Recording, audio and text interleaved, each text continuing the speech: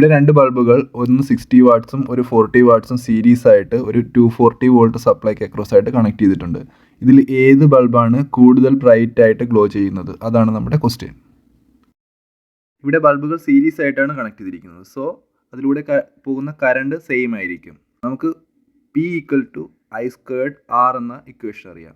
So the bulb which have high resistance will glow brighter. അതായത് ഈ P = I²R എന്ന equation അനുസരിച്ച് resistance കൂടുതൽ ഉള്ള ബൾബിൻ്റെ പ്രകാശം കൂടുതലായിരിക്കും. സോ റെസിസ്റ്റൻസ് കൂടുതലുള്ള ബൾബ് ഏതാണെന്ന് നമുക്ക് കണ്ടുപിടിക്കണം.